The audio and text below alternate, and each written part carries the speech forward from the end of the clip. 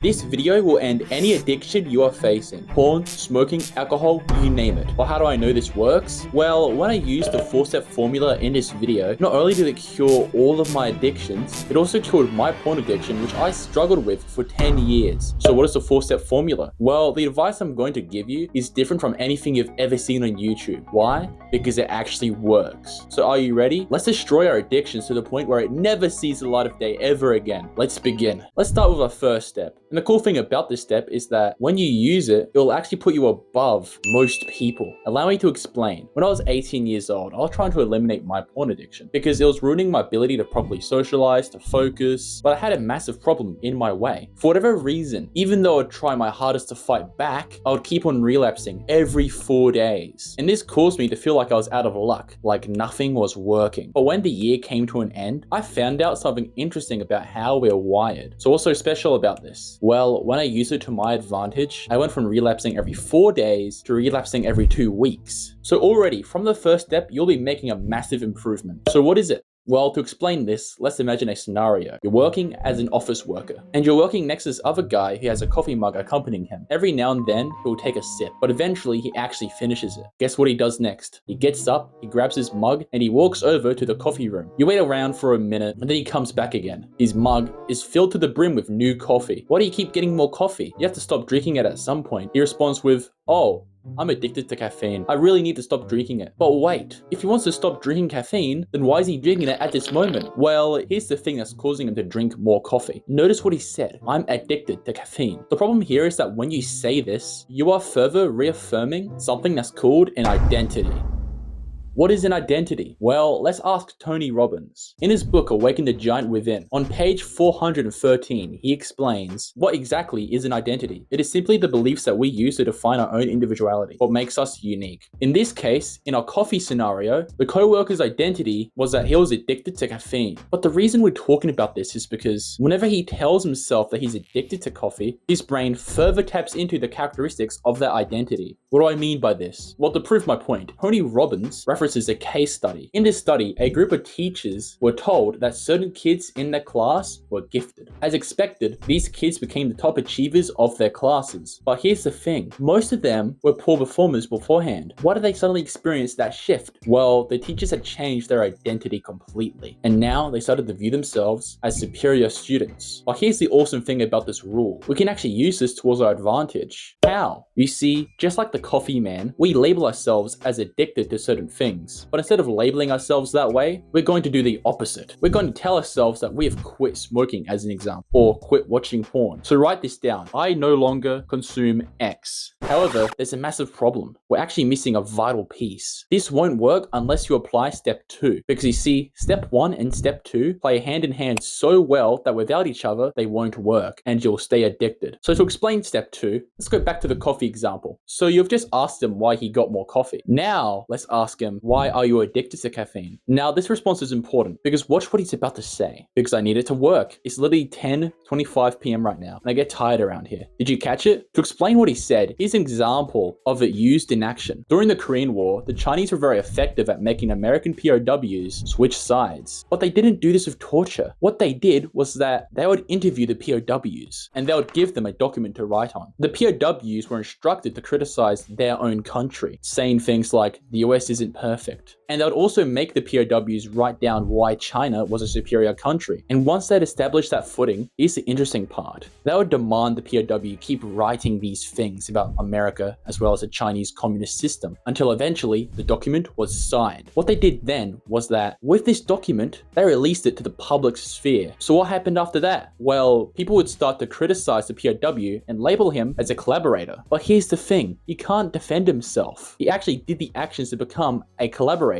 So the identity would naturally stick with him, and he would be supporting the Chinese throughout the entire war. To explain how this worked, let's outline how genius this is. First, there's the why. What the Chinese did here was that the POW had to write down why they hated their own country and why the Chinese were superior. A why is essentially the reason behind the identity. The coffee man's why was that he needed caffeine to work late hours. With your addiction, it could be because smoking isn't fun anymore, or porn sucks the life out of me and I need the energy for work. But the second component, this one is very important. When the Chinese told the POW to consistently write down reasons in support for the CCP, He was repeating what is called an action. In an identity, you need an action to follow with it. If I were to identify as a reader, I would start reading one book every day. However, with addiction, we're going to back up our identity with the amount of times you've avoided the substance. I don't smoke because it's not fun anymore, especially because I haven't smoked in a few days. Or it could be something as simple as the fact you chose to ignore the cigarettes at the petrol station. I don't do X thing anymore. Why? I don't find it fun anymore. And especially because I often avoid it. Identity, why, action. However, despite how effective this is, when I applied this method, even though I started to consume porn less and less, here's the thing about it, I would still relapse. This trick will only get you 3 to 4 weeks without the substance. However, these next few steps will solve the problem for good. And the thing about these next few steps, they actually highlight something sinister about nofap. What if I told you that with your addiction, you've been lied to? Basically, when I had formed this new identity, I did see results. Initially, I was lasting around 2 weeks until relapsing, but now I lasted an entire month. But as I thought the addiction was over, the worst thing happened. I relapsed, being brought back to square one. What happened there? Well, I'm sure you've experienced this before, where you thought the addiction was defeated, but for some reason you came back to it. The reason this happens is because, let's say you're a smoker. If you were to walk past a pack of cigarettes, what feeling would you feel? You'll start to feel an uncomfortable need to pick them up, right? This is what the nofap community, as well as many others, call an urge. Throughout the entire history of nofap, everyone has told you to fight against that feeling. But here's the thing, they're actually lying to you. The urge isn't actually a bad thing. You see, I'll eventually tell you how you can deprogram your brain, but let's describe what an urge actually is. In Atomic Habits by James Clear, he discusses how your habits work. Essentially, you go through a cycle of 4 different experiences. So first, there's the cue. This is when you think of a drug or porn or just a substance in general. And this leads you to the second stage, the craving. The craving is the urge, the feeling you get, urging you to actually perform the action. And then that leads you to the response, which is the action itself, which when that's done, it leads you to the reward, which is the aftermath. This 4-cycle model we'll use to our advantage later, but essentially with addictions such as smoking, pornography, the unique thing about them is that they don't create a new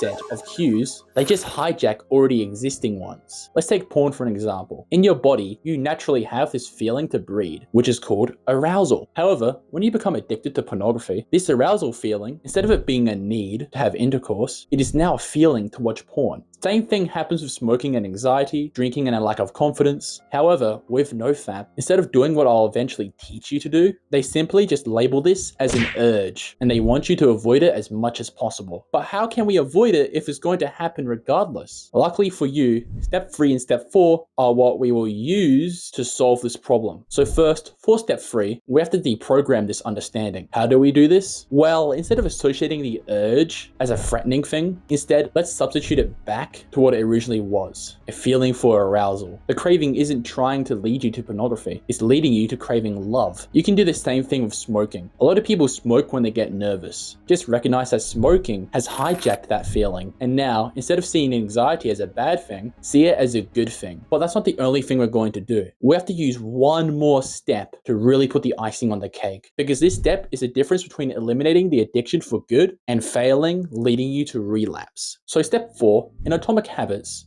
James Clear teaches the reader many different tactics you can use to eliminate your bad habits. In particular, when I applied this, I started to feel less and less inclined to watch porn, to the point where whenever I feel arousal, it's not towards adult content anymore. It's just a normal feeling. So how do we do this? Well, you know the 4-cycle model we discussed earlier? We're going to make it so that the reward seems as illogical and unsatisfying as possible. You see, I associated the reward of watching porn as, I'll feel horrible if I do this. I'll lose 2 days if I do this. I gave myself as many reasons as possible to feel less hype about doing the action. This ties into our why with our newly formed identity, except this time we're associating it with the reward. And instead of freaking out when you get the craving, we're going to associate the craving with a boring outcome. Here's an example. Instead of the pleasures of dopamine you get when you hit the reward is going to be associated with the low energy feeling you get from watching adult content. What this does is that it makes the brain think that the activity isn't fun. fun anymore. So note this down. You see the craving as this natural feeling, such as I just feel aroused. And now you view porn as this will make me feel weaker. If this video has helped you cure your addiction, go back to this video and comment down below if it has. Keep never quitting.